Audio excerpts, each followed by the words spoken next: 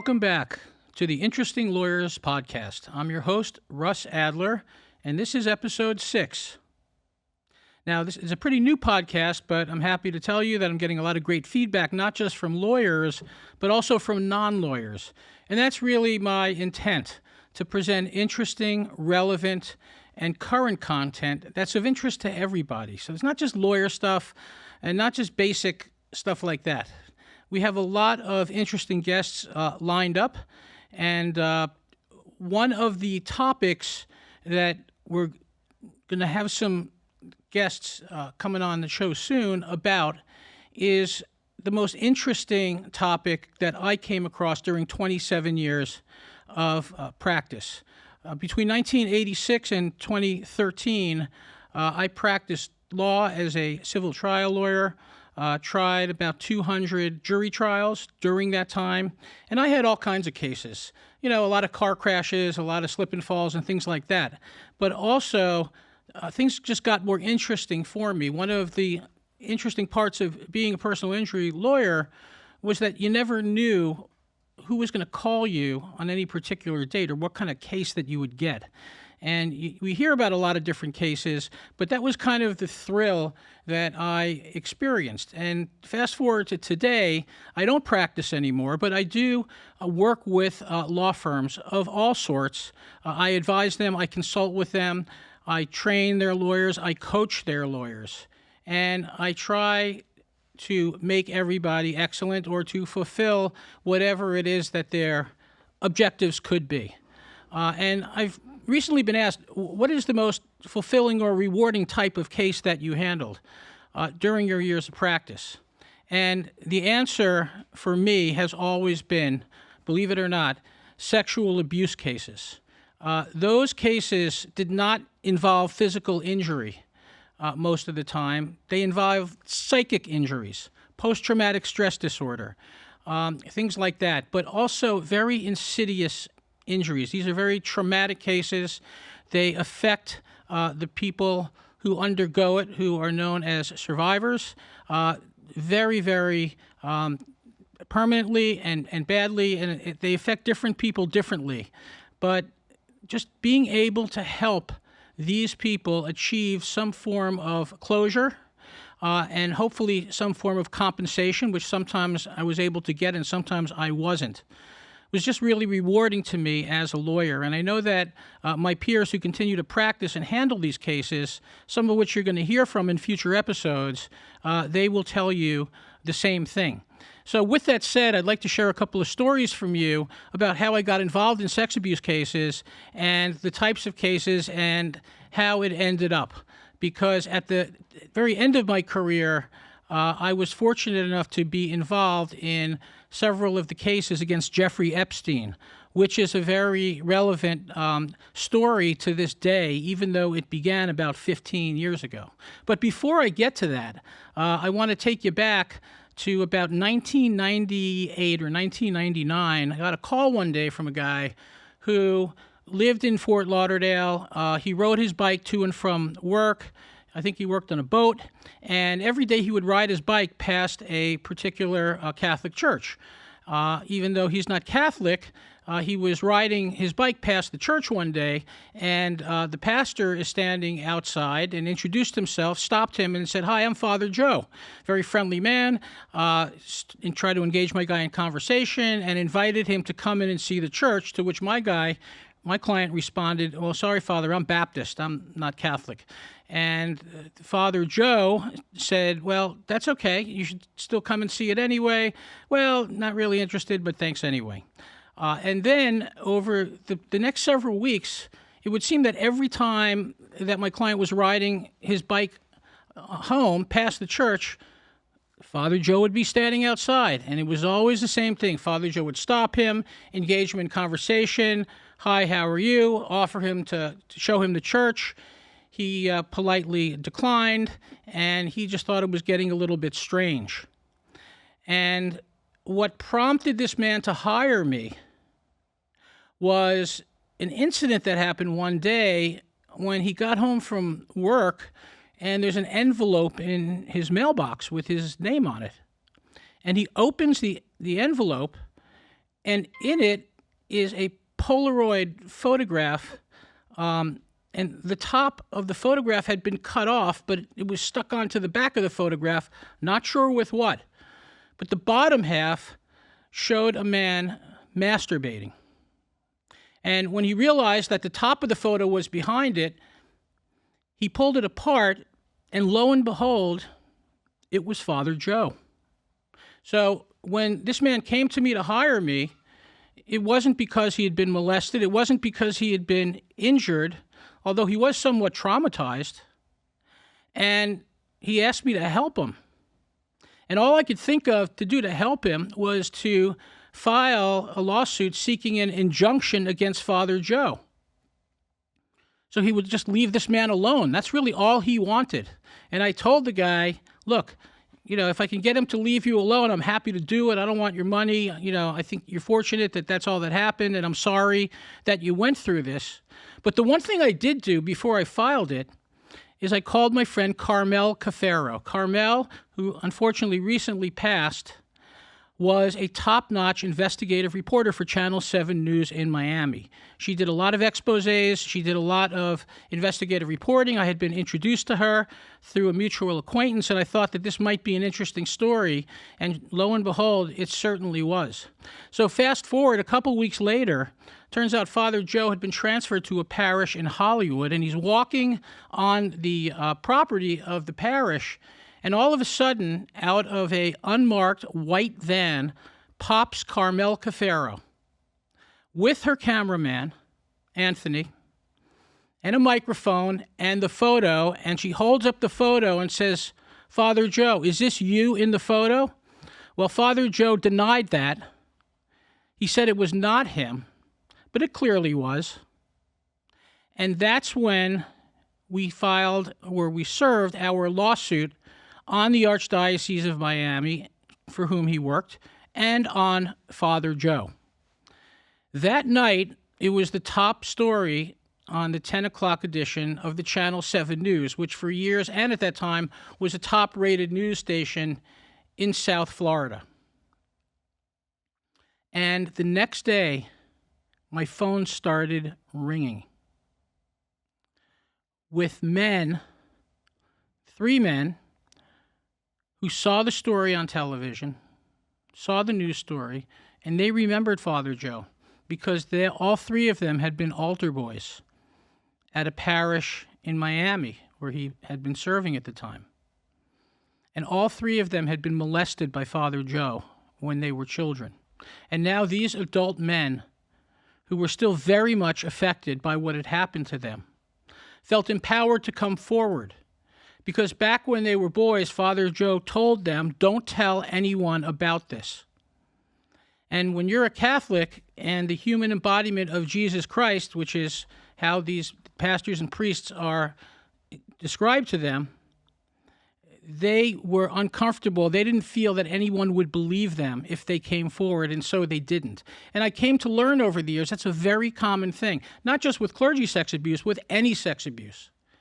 It always happens behind closed doors. It always happens in private, and the perpetrator always denies it.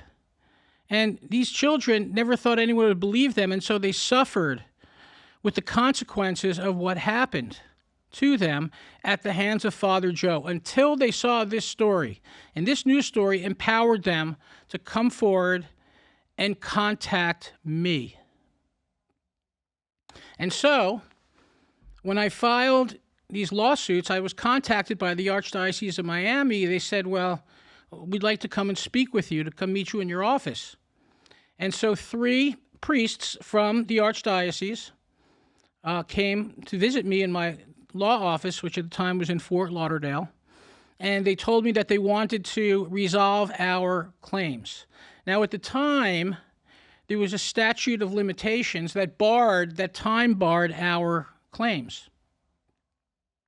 And they still wanted to resolve the case, but they were first quick to remind me that the statute of limitations has expired on these, which I felt was horrendous that they would even bring that up in light of what had happened and in light of what they had learned. But they were motivated, and they wanted to resolve it And my clients had told me, look, forget about the money. We don't want this to happen again to anyone. And so what I told the priest, the main priest who was there with the other two from the archdiocese was, look, more important than money, we want this guy defrocked. He has no business, of course, not only just coming on to people and sending them lewd photographs, but of course what he did at the time was a crime, whether the statute of limitations has expired or not. The response from the priest who was in my office was, well, we can't do that. To which I responded, well, who can? And he said, that can only be done from Rome. And I said, look, that's your issue.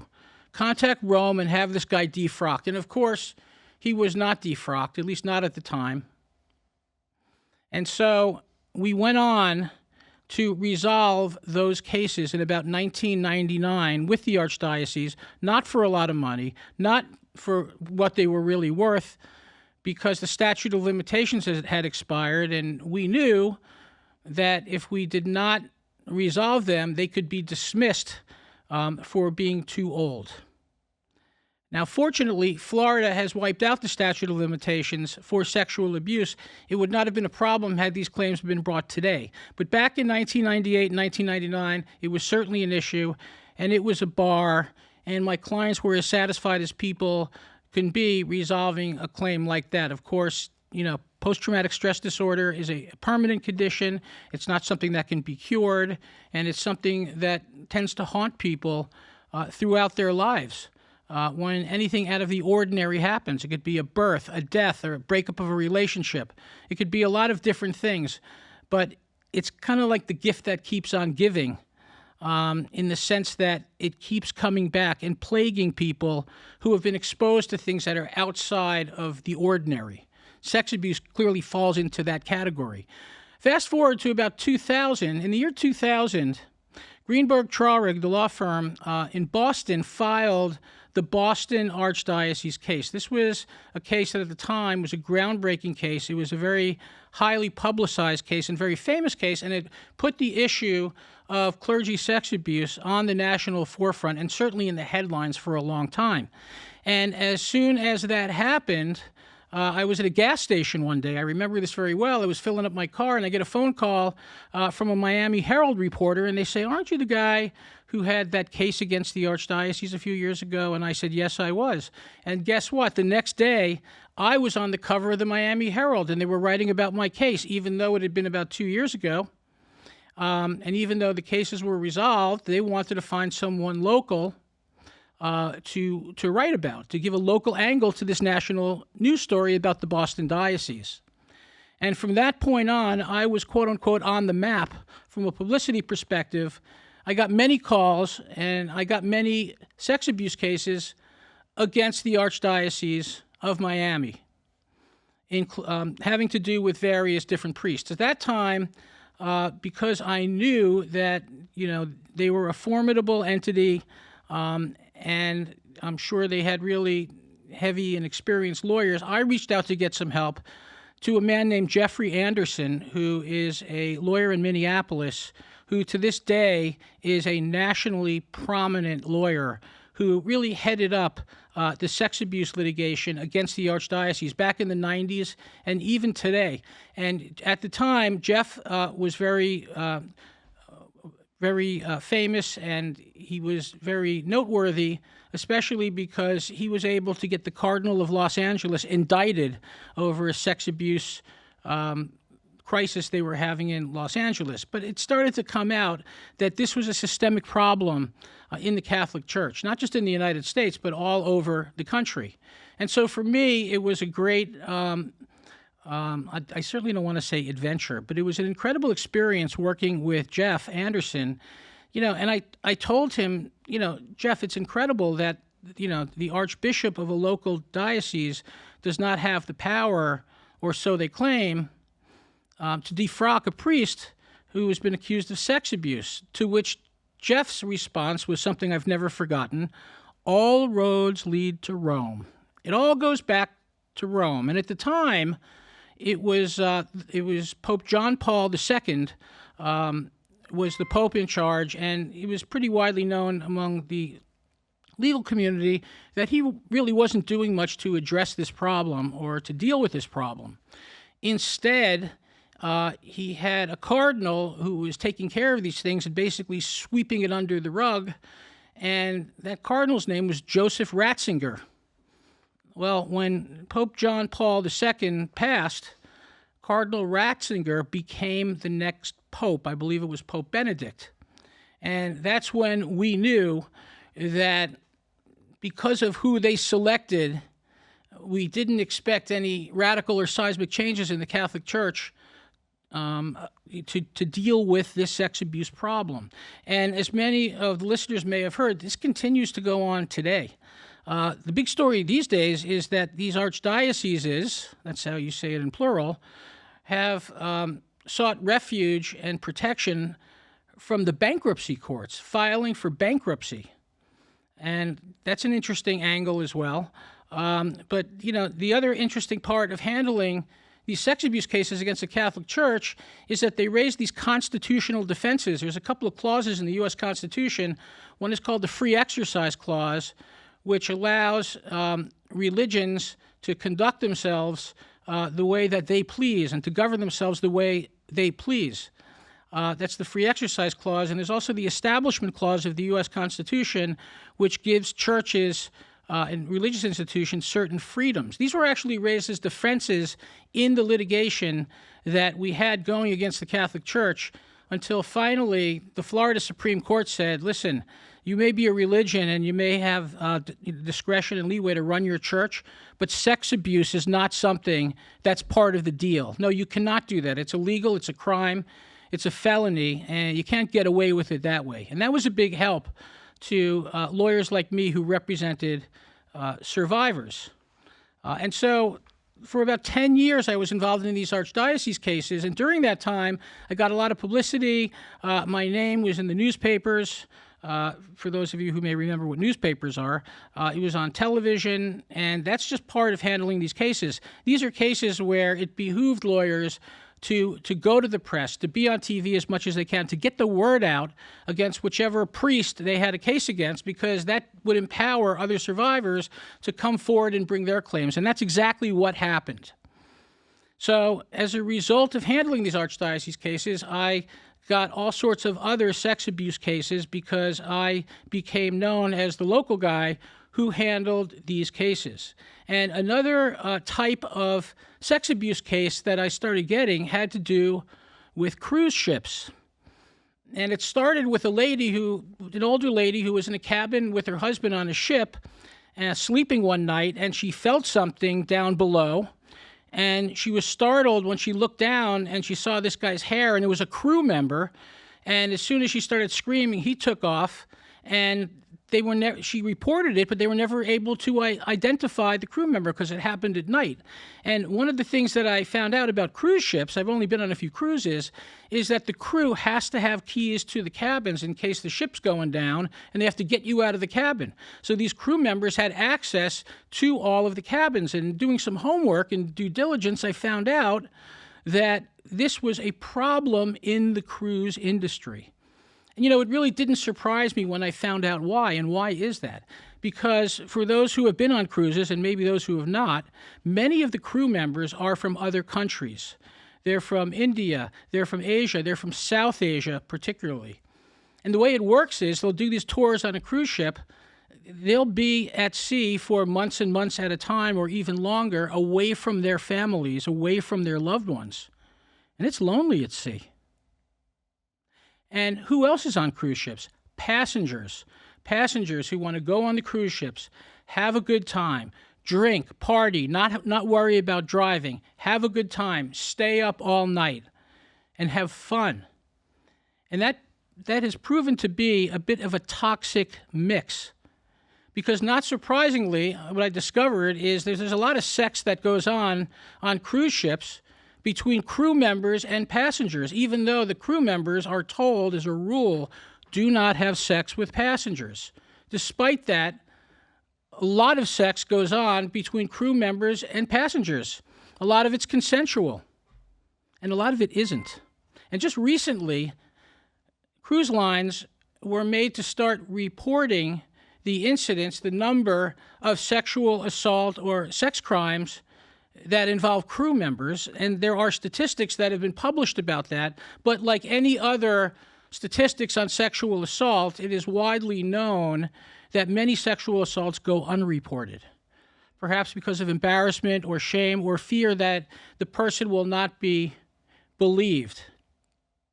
But once there became a greater awareness of these cases and this problem, lawyers like me started to get cases like that. And I did handle several cases against cruise ships for sexual assaults. The other common thread about sexual assault cases on cruise ships, it might not surprise you to hear this, is it usually happens the last night of the cruise. Because what crew member wants to be stuck at sea on a ship with a passenger that they have raped or they have assaulted? So when these things happen, it's usually the last night of the cruise. When they get reported, the cruise lines will make contact with law enforcement, and the FBI will be waiting at the port to board the ship and conduct an investigation. The only problem with that is that most of the time, or a lot of the time, the passenger has been drugged. Drugged with what? Well, sometimes drugged with the most common drug that is used to facilitate sexual assault, and that's alcohol. And there's lots of that flowing on cruise ships. We all know that. Sometimes it's voluntary, sometimes not. Sometimes crew members will use date rape drugs, but they're always sure to use the ones with the shortest half-life. And what that means is that when there is a blood draw from a sexual assault victim who's claiming that they were assaulted, it's a matter of time between when something was slipped in their drink and the time the blood draw is taken, because if the half-life has expired, the blood sample is going to come up negative. So not surprisingly, in a lot of these investigations, it becomes a he said, she said between the crew member, who even denies that anything happened, and the passenger who says that it did. And those cases are usually not charged or prosecuted unless there are visible signs of forcible entry. And that's part of the rape kit and the rape examination that is done on people who report that they have been raped or sexually assaulted. But it also stands to reason that someone who has been incapacitated by a date rape drug isn't going to resist because they can't, because they're out of it. And sadly, the last case that I handled was against Royal Caribbean. It was a family that went on a cruise.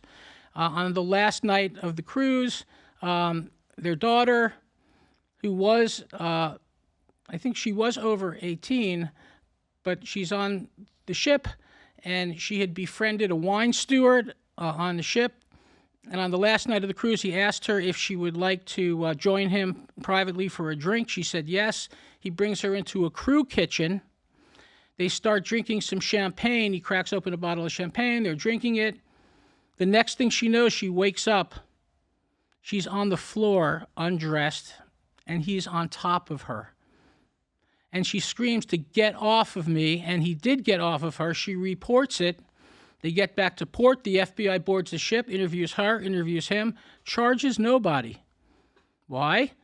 Because there's nothing in her blood, and there's no visible signs of forcible entry on the examination. So she's sent on her way, and the only justice she was able to get turned out to be from hiring me. And we filed a lawsuit against the cruise line.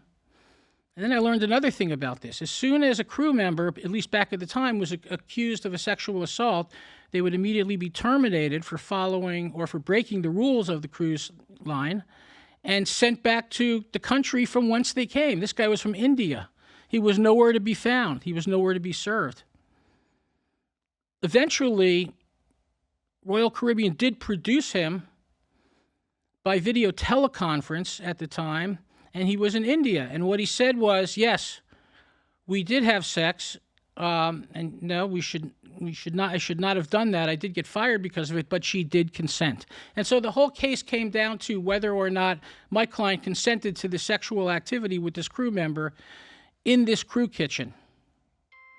And she was terribly affected by this. She did have other psych issues. She was on medications. And when you have someone who's already compromised that way, they are the most vulnerable. And oftentimes, those are the ones the crew member is going to pick out because they have their best chances with them. And as horrible as that sounded, that's what happened. That case got settled for a lot of money, but it didn't erase or undo what had happened to my client, who had attempted suicide on multiple occasions after this and really just went off the deep end even more than before. And, I got to tell you, helping her and helping her family through this, really, for me, that's what lawyers are for. Lawyers help people solve their problems. But when it comes to things like this, it was a hard-fought fight. And it was very satisfying at the end that I was able to get her some measure of justice. But unfortunately, not enough justice, because to this day, these things go on all the time on cruise ships. And I know the cruise lines don't want to talk about it, but I'm glad that they have to report them, and I think that's a good start. But it's still a very flourishing industry for certain lawyers who handle these cases against the cruise lines, and I wish them well. It is a righteous cause. So after that case, I was handling another sexual assault case involving a young girl who had been molested by a close friend of her family who was spending some time with her, I think babysitting for her or watching her, whatever, and he had molested her. And of course, it was the same story. She told the parents, they called the police. He denied it. There was no visible signs of forcible entry. There was nothing in the blood. It was a he said, she said, and because criminal cases have to be provable beyond and to the exclusion of every reasonable doubt, the police will many times not charge because they don't think they can prove the case to that standard. So they didn't take that case either, but I did. And that case ended up going to trial in Palm Beach County, Florida. And I got a $27 million verdict against this man who did this to her. Insurance does not cover intentional acts like sexual assault, so there was no insurance for it. And the man didn't really have any assets, but because it was a nice family and a nice girl, and being a father of daughters myself, I had a soft spot in my heart. I wanted to do the right thing. I took that case, and I didn't care if I ever made any money about it or not. And Jeff Anderson, who to this day is probably the dean of sex assault litigation, told me on many occasions, he said, if you told me in advance that I was going to lose every one of these cases, I would still take every single one of them. And I didn't forget that. So I took this case against this guy. I got a $27 million verdict, and I didn't get paid anything. He ended up filing for bankruptcy. And my client didn't get anything either. But I will tell you this. We still won the battle because my client's mother told me that having six people on a jury who did not know my client, come back and find that this really happened and that they believed this little girl. They believed her. That was the most therapeutic thing. That was the most wonderful thing that had happened to this girl from a mental health perspective. And to this day, I understand she's doing quite well. Although the scars from that will never, ever be forgotten. And even though I never got any of the $27 million from that case, I did get a phone call. And the phone call I got was from a young lawyer named Brad Edwards. And I knew Brad from the gym, actually. I'd see him at the gym. Hey, how you doing? We'd work out together and all of that. And he said to me, I saw your verdict in the New York Times. The New York Times picked it up and wrote about it. And he said, perhaps you could help me. I have several sex abuse cases against this billionaire, named Jeffrey Epstein. So I said, well, come over and let's have lunch. He came over, we had lunch. He ends up joining the firm, and I worked on the Jeffrey Epstein cases with him for several months until our law firm blew up and he went off and did his own thing.